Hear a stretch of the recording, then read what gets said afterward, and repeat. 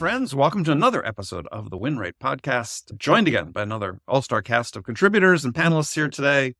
We're going to go around and let people introduce themselves briefly. So, Karen Kelly, let's start with you. Thank you, Andy. Delighted to be here. My name is Karen Kelly. I run K2 Performance Consulting, where I work with B2B sales leaders and their teams to bridge the performance gap and increase their win rate. Look at this, using my favorite two words, win rate. Michael. Thank you for having me, Andy. Michael Litz. I am the co-founder and CEO of a business called Vidyard, and we are building a buyer engagement platform that includes everything from automated prospecting tools to video recording tools that we use to create better relationships with buyers, all the way through to digital sales rooms. And our objective is to use software and creative products that help improve our customers' win rates as well. Oh my gosh, we're all aligned. Wesleyan.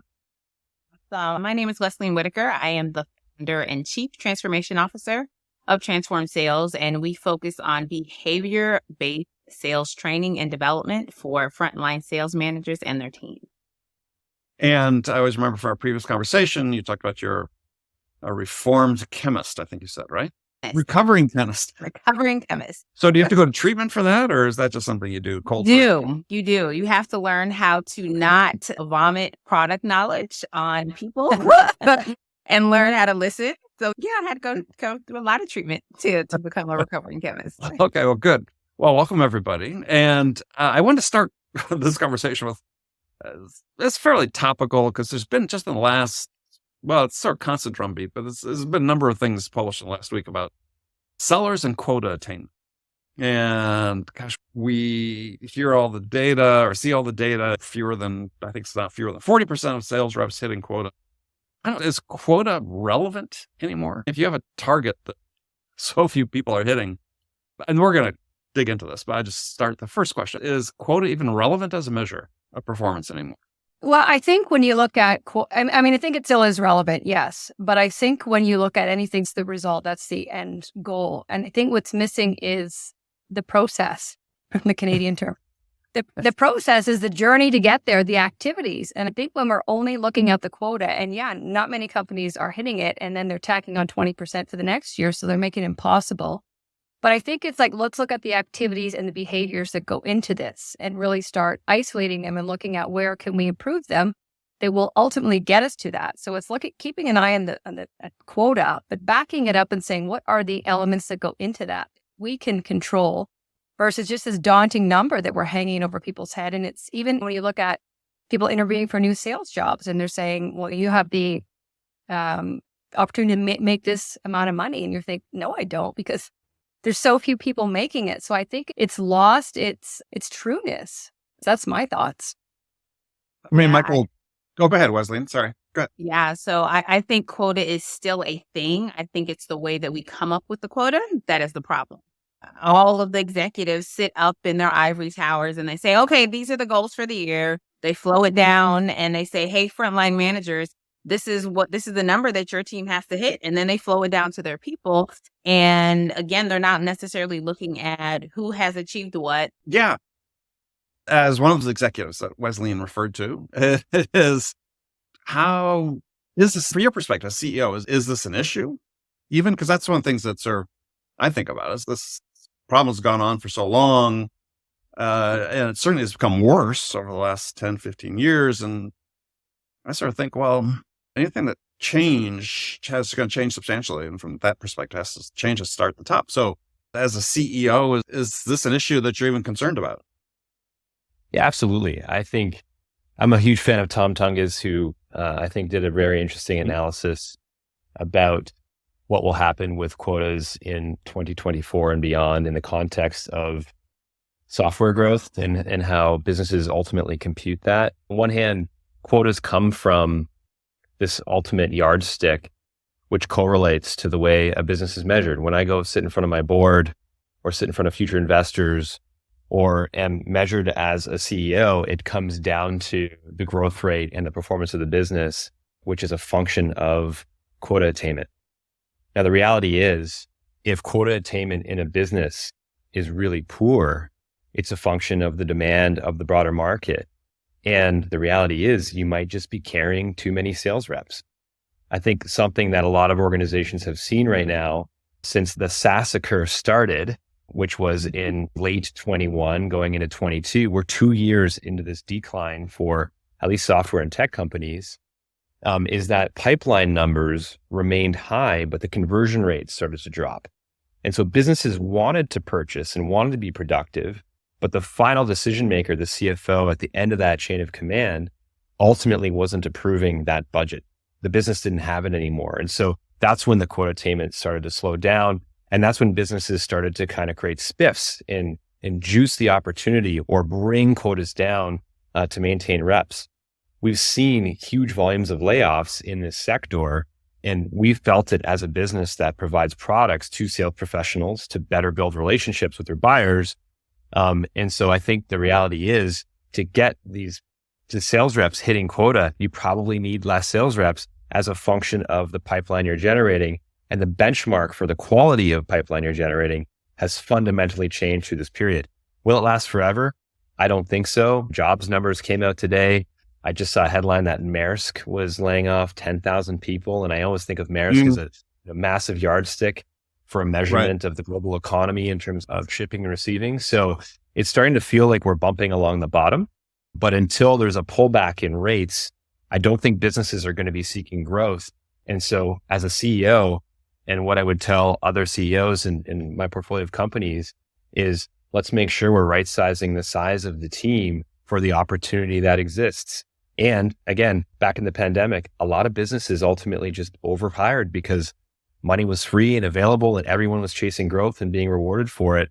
This reset needs to happen. And when that happens, quotas will be more easily attained. You know, one of the things that bubbles in my brain is I work with a lot more, I call them the dirty industries. So like manufacturing, chemicals, like technology, hardware. And in those industries, the sales reps carry higher quotas. And they carry higher quotas and there are less of them. So one of the things that you said is sizing the organization. So what are the expectations of the people that we actually have on the team? And are we expecting someone to close $500,000 in business and be a mediocre salesperson, whereas we could hire a much more experienced or a better salesperson to close $1.5 million, right? And so in the industries that I sit in, that's typically what I see. They have higher expectations, they have less people, and that's how they really right-size that organization. Well, is there a danger that, because we're in business is cyclical, that certainly in the software world, they just haven't learned the lesson that when things go back to the way before, is suddenly because for me, the ultimate measure of effectiveness for a seller is their win rate. And even during high growth periods, win rates were not across the board in SaaS. And you could tell, as I was saying for years, is we'll just wait till tough times hit because no one really knows how to sell. Right? If you're in good times and you can't close more than one of every 5 your most qualified opportunities, it's not going to get better when times are tough. It's going to get harder. So we'll see who's swimming naked.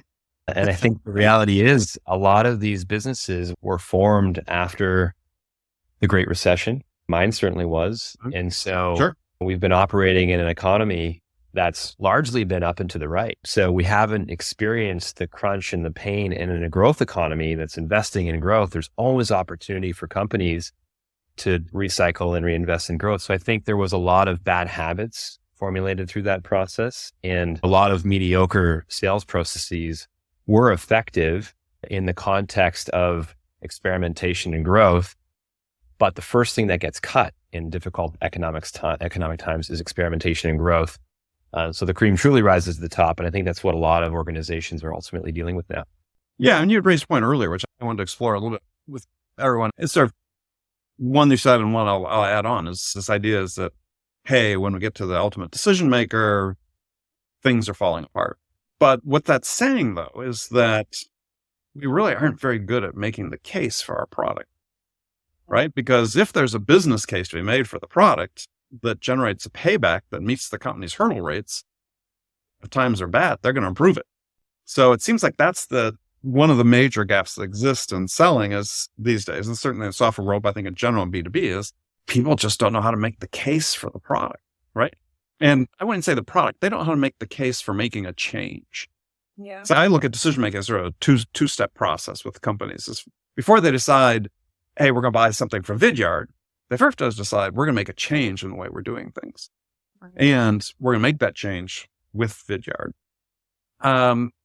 How do we address that? Because I want to sort of reframe this whole quota attainment from a different perspective, which is that it's not a fact that 40% of sellers are hitting quota. It's that sales managers have a 60% failure rate.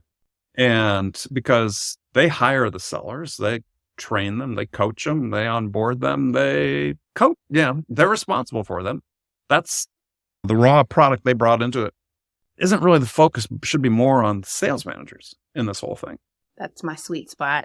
I love talking about the challenges that we have with frontline sales managers, and there's so little training and development that is really focused on up-leveling them. And what is the frontline sales manager? The top salesperson. What is the top salesperson? A selfish person. So you take a top salesperson that has been a lone wolf and you move them into a management role, and they have that same lone wolf mentality, or they're trying to make everybody mini-me's. And so the challenge is we're not upskilling and up-leveling these frontline sales managers and giving them the tools and giving them what they need to really impact the sellers. And you were talking about like when they're getting to the end of the sales cycle, the end of the sales process, that's when things are falling apart, but they're actually falling apart earlier.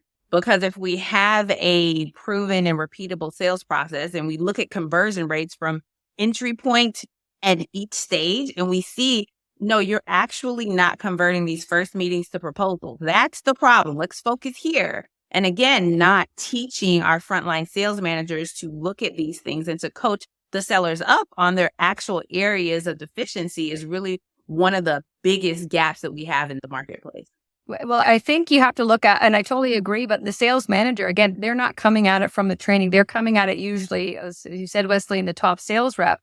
So that coaching element and that role play and that deal analysis isn't taking place because it's never happening at the point where you think it is. It's steps way before that. And so I think there's an opportunity for them to really train their team. And that's not happening. I think a lot of it's also is they're pulling it across the line for them and they're pulling in anyone at any time. But I also think that when you look at years ago, we were kind of order takers. And so I still believe there's a fundamental lack or gap in foundational selling. And I think when you look at, do we have the right people in the seats and the right amount of people, it's also like, do they have the fundamentals? Do they understand that this is a change management process? And are they coming at it so that they're gaining consensus along the way, like basic stuff from problem impact? Is this the number one problem? And then it removes some of the pressure off the sales manager because there's some ownership and understanding of the way in which these buyers go through the journey. But that's missing because they were just taking orders. And now that it's not that way anymore, it's revealed that there's a real gap here. And so if managers just come in and expect that they're going to tell people to do things, that might temporarily give you results, but it doesn't give you the culture of learning and development. It doesn't empower these sales teams to actually get results on their own. Right. I mean, I think managers look at their job as managing revenue, not managing people. And I think that's one of the issues. Backwards. So, Mike, I wanted to bounce an idea off you because it's one of my favorite ideas of the moment about how to fix this problem.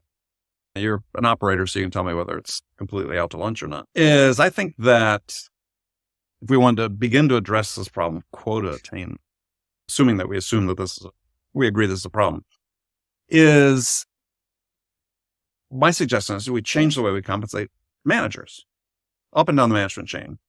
And the way we do that is, let's say you're a sales manager, you've got 10 sellers that work for you. So I'm just going to use round numbers. So I'd say you've got your base pay is 100 and your variable is another 100, is that you would get a flat fee at the end of the year, a bonus for every seller that hit quota. And that'd be the sum of your variable compensation, completely based on, you get $10K for every seller that hit quota. And I think that would change. I think if managers had that incentive. And I think up the chain at the directors and CRO level, you get something similar. I think the conversation would change. And I think the way people act would change. Yeah, I think it's a great comment. I think this has been said already, but I'll try to maybe put a bow on it from my perspective.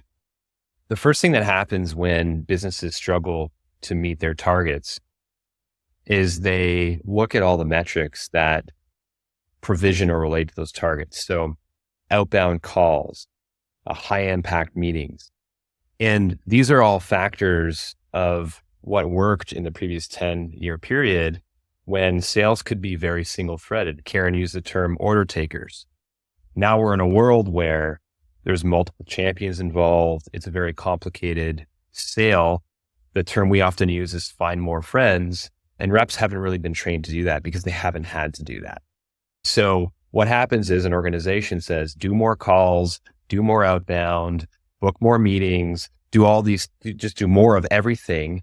Everybody gets inundated, close rates continue to decline, and there's really no solution to that outside of removing some sales reps from the process, because there's too many sales reps doing too many things, and focusing on the sales reps that have the skills to truly go across an organization, get multi-threaded in their process, truly build partnerships with buyers, and emphasize the value of what you're bringing to market, to your previous point.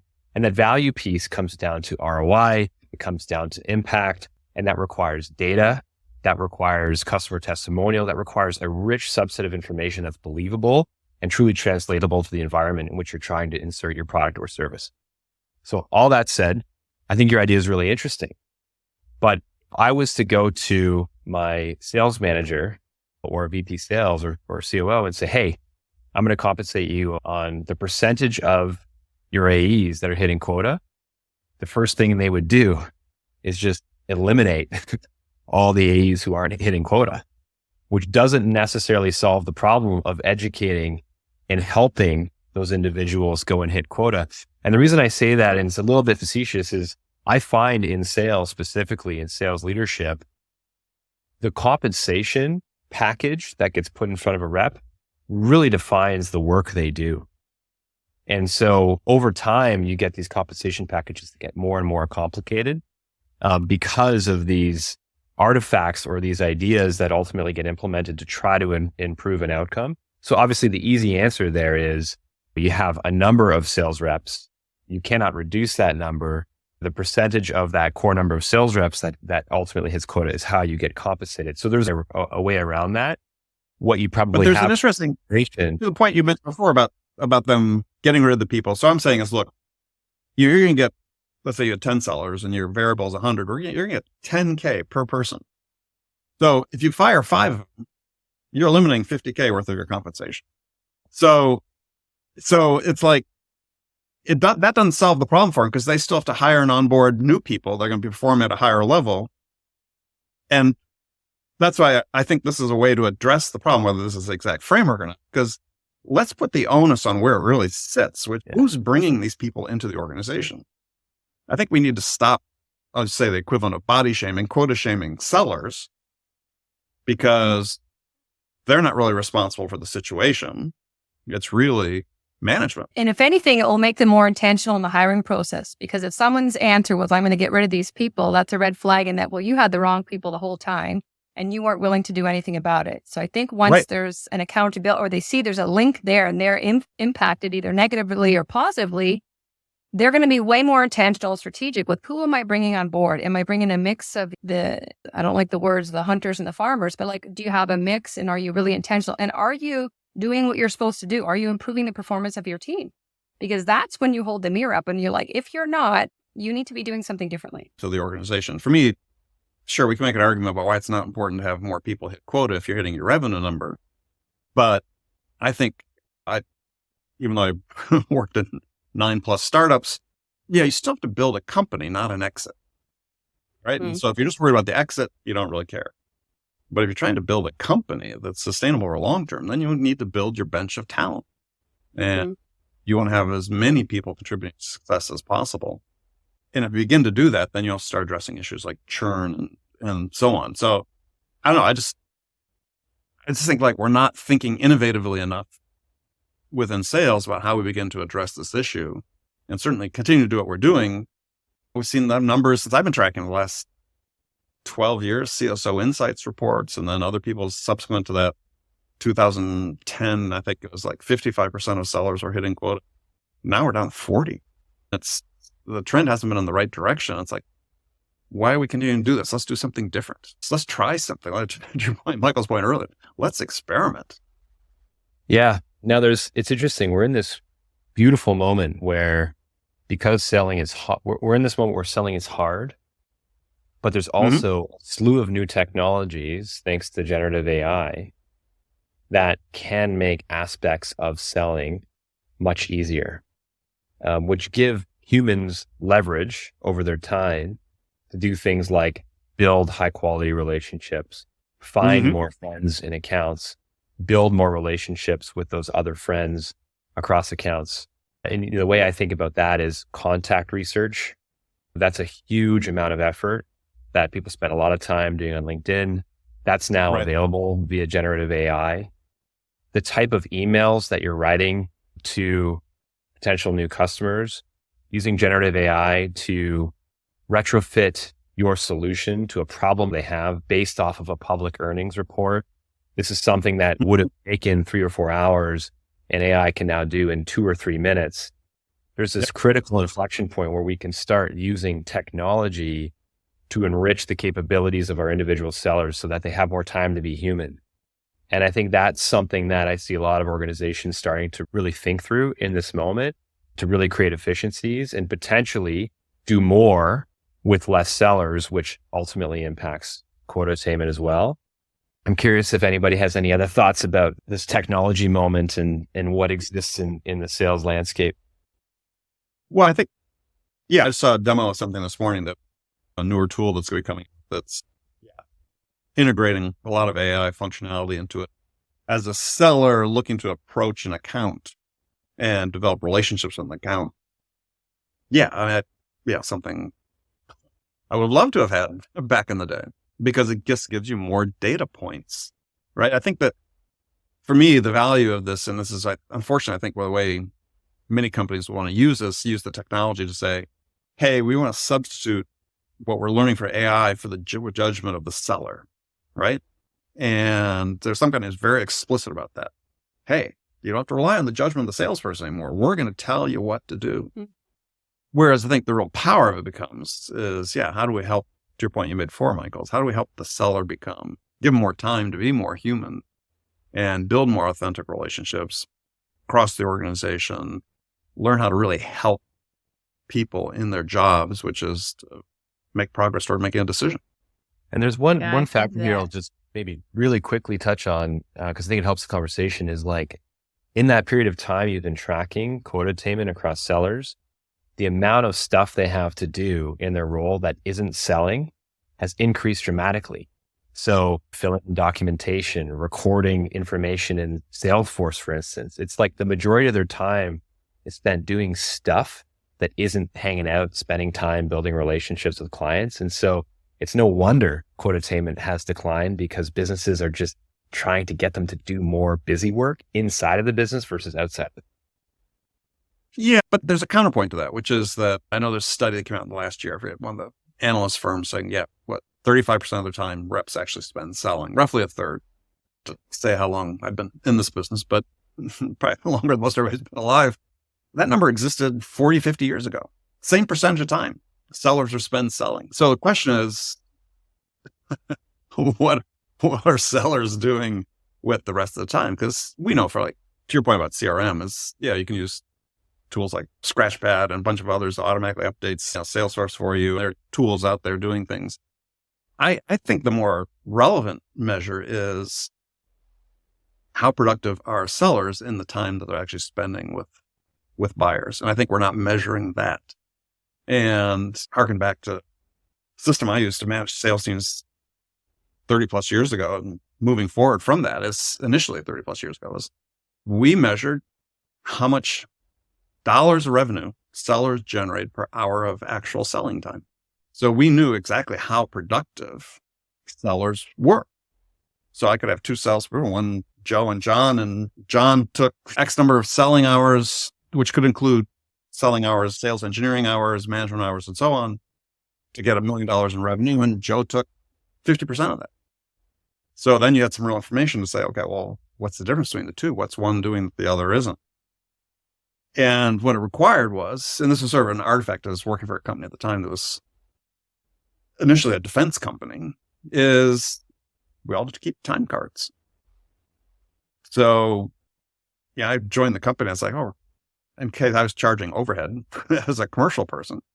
But it sort of struck me as like, well, why don't I assign job numbers to my qualified opportunities? And then just had people charge their time to the job numbers they're working on. If you want to understand what sellers are doing, that's how you do it. It's not hard. We got technology that can do that very quickly these days. And once you have that insight about how your sellers are spending time and how that generates revenue, then you understand what true sales productivity is. It's not a quantity of activities. It's how much revenue am I generating per hour of investment we're making in selling time. And what the salespeople themselves having, like I spent 20 years in devices and software, and I had a drive like no other. And I also studied Lean Six Sigma. So I remember looking at things going, why would you take 13 steps to do that? Like, why don't you just go to this person right here? And so I think, where's the onus and the hunger on the rep to go, like, we all have X amount of time, but how can I use it more effectively to get the outcomes I'm looking for? And that real hunger to win and to make money and ultimately help people. I don't know, maybe I'm wrong, but I don't see it as strong as it was. Yeah, one of the things that I see or I notice in sales teams and the way that we even teach sellers is we don't really do like we were taught in elementary or middle school where they teach to the middle of the pack, right? We have to realize that people are not A students. Most people are B and C students, and they're okay with that. And B and C students need a roadmap. And so even when you hire a new salesperson and you say, okay, here's your training, here's your onboarding, now go sell, they're like, what does that even mean? Like, how do I spend my time? How much time should I spend researching? How much time should I spend in CRM? So really being able to give people a roadmap, like this is how you should spend your day, and then allowing that manager to hold the people accountable. Because when you start strong, you finish strong. So if they come into an organization and you say, okay, this is what your first week of onboarding looks like, now you're getting into your actual role, and it's still a structured time, because whether you're out in the field actually going to physically see people or you're just sitting in your home office all day, not knowing how to spend your time, that's literally probably 80% of your success. And so that piece of what you said, Andy, is how much am I making per hour? Like, what does this revenue get me? And it's literally, how am I spending my time? But isn't there another issue, at least in my perspective there is, and I've seen this again, I think become more acute recently, is the last 10, 15 years, is sellers really don't know what their job is. Yeah. Real clear. And so most salespeople think their job is to go out and persuade somebody to buy something. Yeah. And yeah, my take is the job of a salesperson is to help the buyer make a decision to make a change. And there are certain things we do that are selling motions that we need to do, but then there are also very distinct helping motions. Mm-hmm. And sellers are, by and large, are focused on selling and not helping. And because job as sellers, look, guys, to really understand things are most important to the buyer and then help them achieve that, right? Is and the help being the operative word. And the sense of helping doesn't seem to be very strongly built in most sellers because they're so focused on what am I doing? What are the steps I'm taking? And this Gartner report that came out, I know Michael, Nick from your organization sent a link to it, talked about Gartner research found that customers who perceive the information they receive from suppliers to be helpful in making progress toward making a decision were 2.8 times more likely to experience a good buying experience, which is going to lead to an order. It's a simple mindset shift. I like to tell sellers, if you feel like you're selling, you're not helping. Yeah. I say serve, don't sell. Like that is what I want them to have in their brain. Serve. When you step into a conversation, when you're stepping into the buying engagement, what should be on the top of your brain is not your quota, is not the questions you need to ask her. ask is, how can I serve you? How can I enhance your life, your day, your moment, your business, whatever? But it's serve, don't sell. And when it's a mindset shift change. Like we have to allow them to shift their perspective and the way that they even think about the work that they're doing. Michael, I agree. Yeah, Michael. the way we often think about this is, to both your points, there's this asymmetry of information availability between a buyer and seller. A buyer has a problem and understands that problem very innately.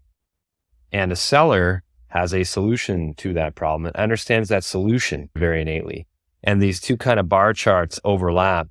And the seller's job is to understand that buyer's pain, that problem, and how the technology is going to retrofit to that pain and problem. And so it's an educational process. It's not a convincing process. And the best sellers will disqualify buyers who don't effectively have that problem. And this is why we've started to think about generative AI in the sales process, because organizations, back to quota being a problem, right? It starts very early in the process before it even touches the sales rep, right? When you think about BDR, right? BDR is a fairly highly paid new grad, comes out of some undergraduate program, and is now tasked to sell a complicated solution to the CMO or the CTO of an organization. And that new grad will never, without lots of experience, will never really truly understand the pain and the problem that CMO or that CTO truly has in their role. It takes time and it takes experience, but companies are having these individuals send out copy and paste emails en masse. And so that's why, that's exactly why we built this Prospector product, because we're like, will AI do a better job of understanding the problem a CTO or CMO or CEO is having in an organization, and how a technology can retrofit that problem and selectively send emails from myself, from a sales rep, et cetera, to try to position that? And will that have a higher response rate than a BDR does, because it's doing a better job of bridging this asymmetry of information I described earlier? And the answer is yes, it does. It does work. It does do a better job. So I think you're touching on a really important point here, and we're dancing around it. The skill set of sellers today and how easy it was, and how organizations have just pounded dollars into pipeline generation without a consideration of the quality of the work that's being done there, is the broad problem that's surfacing itself now. But again, I think generative AI, and there's so many products that are now doing this, have a really big opportunity at bridging that knowledge gap. I liked your example you gave, because I think that I would reframe the knowledge gap into an acumen asymmetry. And we've got our least experienced, least knowledgeable people. And I think all of us on this call probably were in that position. My first job out of school was selling computer systems to the construction industry. Yep. I was 21. I looked 16. I knew nothing about business. And I was calling on CEOs of construction companies, guys with calluses on their hands. And it's like, what the hell did I know? Right. But and there was a definite learning curve. And for me, the key of getting their time was showing up and being incredibly interested, curious about what they wanted to achieve and how I could help them do that. But that's sort of a basic mindset we need to try to inculcate in people. And in the early stages, you're selling to the problems. And I think one of the gaps we have in sales is with our experienced people, is that we're too focused on this whole idea of solving problems instead of selling to opportunities, right? As in my experience, most of the companies I sold to as customers, they weren't solving a problem. They were reaching for a new market opportunity. And I think we've become too fixated on this idea in sales, is that let's find their pain point, as opposed to let's identify the upside for them. Because again, to the point I made earlier, if we go to a CFO and say, look, here's how we can help you grow your top line in a way that you hadn't anticipated, and it's got this payback period on it, there's money for you, even if the times are tight. So that's like, how do we, so I guess this issue of acumen, right? It's a tricky one, is how do we instill requisite acumen in our sellers? So I think generative AI can help for sure in some of that, if they're actually learning from it. I think there's also an opportunity for reflection, and just when we're trying to always invite our sales team to serve, to be others focused, buyer centric. Everyone's using the term, but they're not actually doing it. But what about Right. looking at the reasons in which they lost? What about looking at call recordings and saying, oh, wow, I overspoke there. They're about to say something. What about actually having the customer come in now that they are a customer and share that journey they went through in dealing Mhm. with companies and saying the reason we chose you, and it might not be you, was but the other organization really unhinged the emotional impact of the cost of inactivity. Whatever that is, and when you can hear it, and I think what you said, Michael, that asymmetry is huge. So that young BDR who has zero experience and has never done that job, but can hear from the source itself what happened, what their day-to-day life was like that before state, they can now share that story with others. Even though it wasn't them, they heard it and they can make it their own. They can be more believable and they have a sense of conviction where there's not this imposter syndrome. So I think there's a huge opportunity to really leverage experiences we provided for our customers that we may not be aware of. A lot of times it's, I think we won because of this, or it was our relationship. It was the product. And it might be something completely different. So how can you repeat it? How can, outbound that into future prospects if we have no idea what we're doing that's either supporting us or hurting us? Yeah. Well, that's give a plug to one of our sponsors, Closed. That's a platform doing win-loss analyses. I mean, that's absolutely critical, right? Especially in this day and age, where more competitors than ever in most market segments is, understanding why you won and why you lost. Closed did a study, and it was a really fascinating study where they talked about here on the show before, is they tracked the answers that AEs put into their CRM, Salesforce, whatever, about why they lost a deal. And then they went and talked to the customers, and the sales reps were only right 15% of the time. So the reasons why they lost, sales reps are only right, or like put it the more drastic way, they were wrong 85% of the time. So now you could say, okay, well, they're protecting themselves, not putting what really happened in their disposition because they don't want to look bad. But regardless, think about that. What's it say about our sellers and our managers in understanding the deals if we don't understand why we won or lost 85% of the time? It shows the big gap that we have with, they don't know because they don't ask. They just think, they're assuming, right? Well, but it also means that I think more importantly for me, in my perspective, what it says is, I've oftentimes referred to SaaS in the last 15 years before the SaaSacre, as Michael, I had heard that, I thought that was very clever, talked about. It's just been a big casino game, right? We have relatively low win rates, but if we generate enough pipeline, even at low win rates, we're going to grow. And I think it was one of the fallacies of predictable revenue was that it inherently wasn't predictable. It's predictable in aggregate, but it wasn't predictable at the deal level. And that's hugely problematic as we're encountering now. So people, unless they were just sort of playing the odds, we could be okay. And we knew if we had sufficient pipeline, we're going to grow at a certain rate. Doesn't work anymore, or at least not in the current environment. Yeah. The one thing I always think of, I'll just add one quick thing I was thinking about is when I first started selling, a mentor told me 2 ears, one mouth, use them in that order. Yeah. And when I look at Gong recordings, the first thing I look at is what portion of that bar was our rep and what portion of that bar was the customer. And there's a massive correlation there. And I think Karen commented on this of a discomfort with awkward silences where the seller, there's just so much pressure on these sellers that they're not going into these conversations with a level of curiosity to do the work, to understand the asymmetry of information that they hold, to truly educate, find the opportunity, drive the awkward pause, listen for the real pain, hear the competitive intel, and really put the chess pieces in order. And I think, Andy, you just totally touched on it.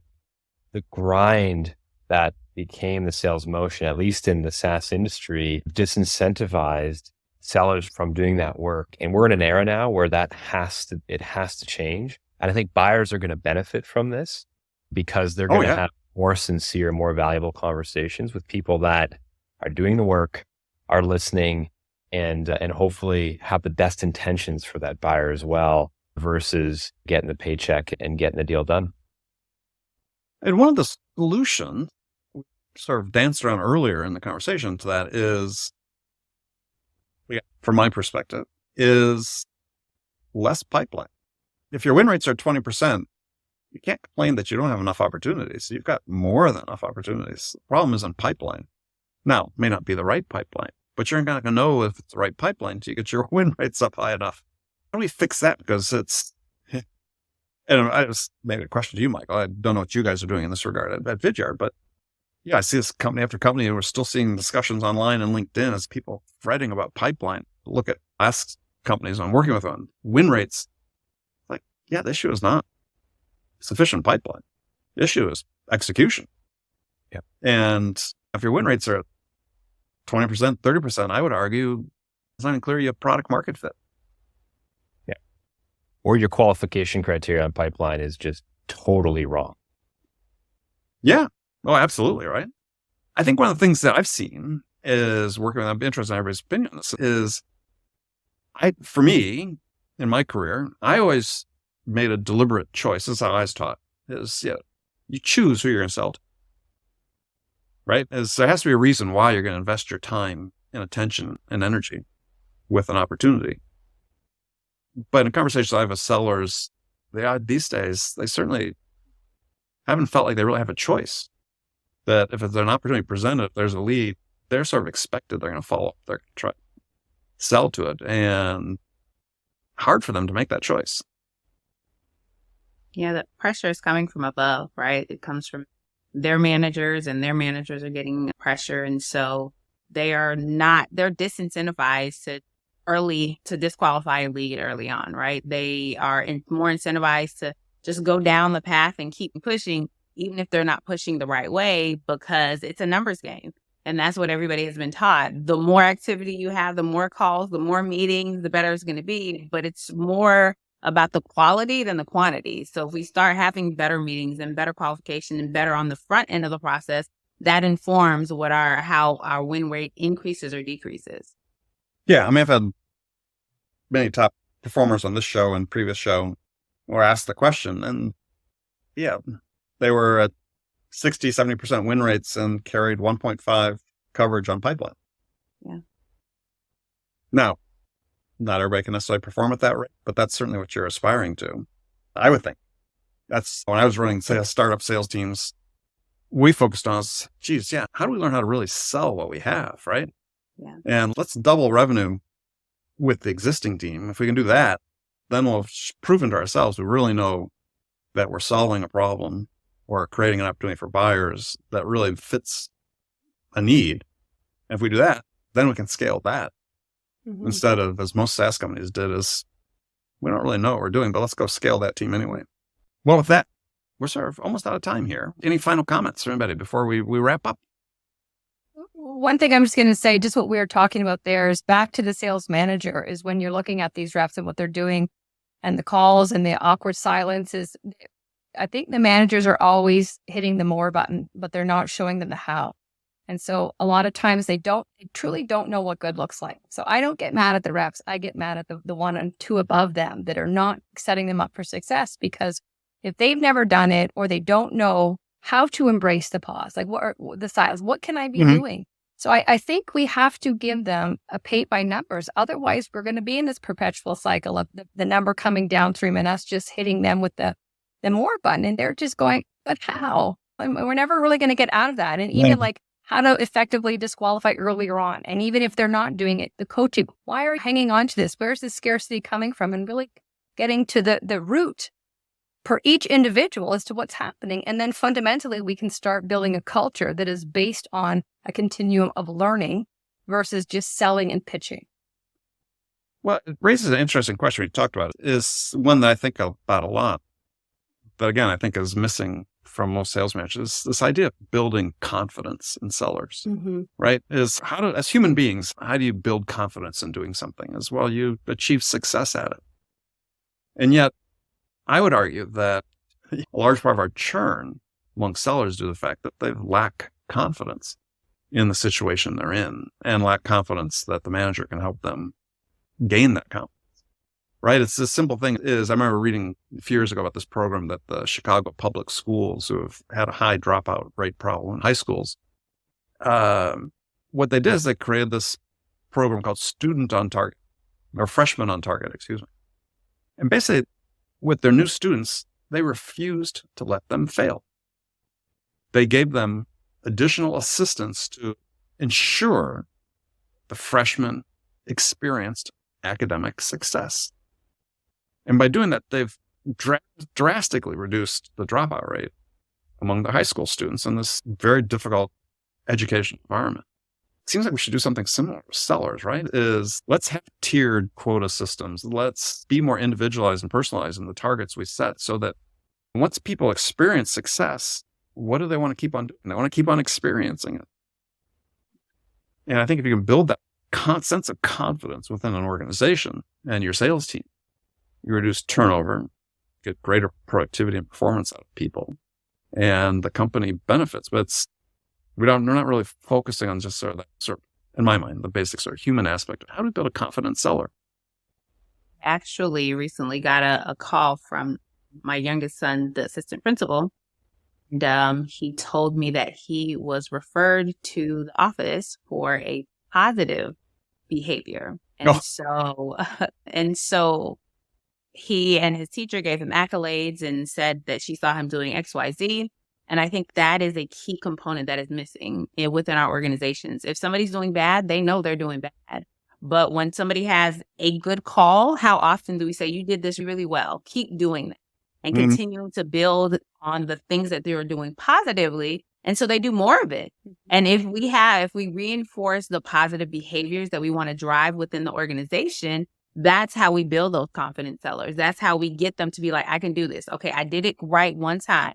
My boss said I did a good job. I want to do more of that. I want to get more accolades. I want to keep winning. I want to keep moving. And so it's those small moments. It's not just, oh, you won a big deal. It's where in our sales process can we reinforce the positive behaviors that they're doing and not just say, you talked way too much. Let me coach you out of that. Like reinforce positive. Well, I think that's one of the pernicious things about low win rates. Yeah. Again, in my career personally and the groups I've coached, the standard was you won more than you lost. That's it. Yeah. And then you'd spend a whole episode talking about how we built those standards and the steps you have to take. But yeah, I think I see this in sellers hitting their number, close to hitting the number, but the win rates are low. That doesn't inspire confidence to want to build a career, even if you're hitting your number. And certainly compound that with people just aren't able to hit the number because they're in this environment. Karen's point early on is number keeps getting raised even though they're not always hitting it. I spoke to a group of CEOs that were portfolio companies of a private equity firm. And this was a couple of years ago. And I said, well, okay, sort of curious. And it was at this time of year. It was in November. And I said, who's planning on raising quota next year? And everybody raised their hands. And I said, okay, how many of your sellers are hitting quota? And they're a little more than 50%. I said, okay, how much are you planning on raising quotas by? And yes, sir, it came to like 15%. I said, oh, great. So how many of you have invested in your team to ensure that they're 15% more proficient? Yeah.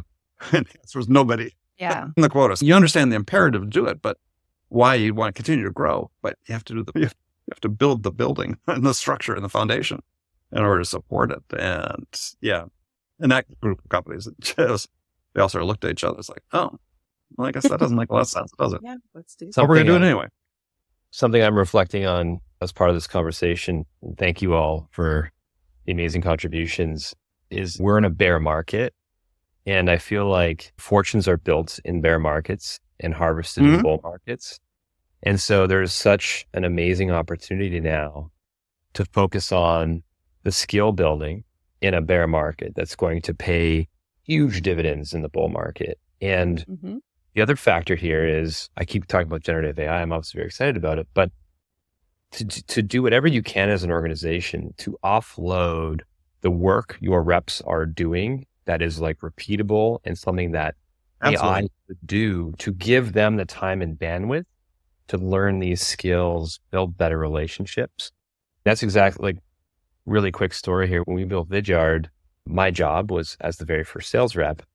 And we built this crawler, scanned the DMAs, found 80,000 businesses with videos on the homepage. And I cold called those businesses every single day. I did 100 of these a day. It was grinding work. And it was very hard to also have good, productive conversations with businesses. And so we've now gone ahead and built that product called Prospector.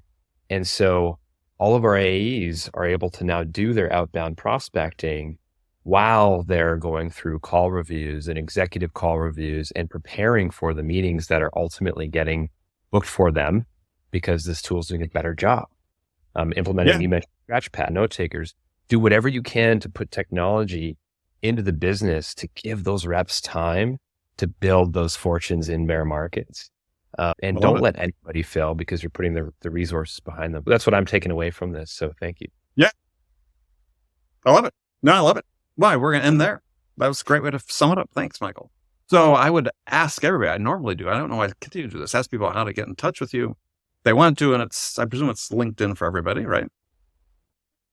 My best way. Absolutely. Best way. Okay. Link. Yeah. Save myself.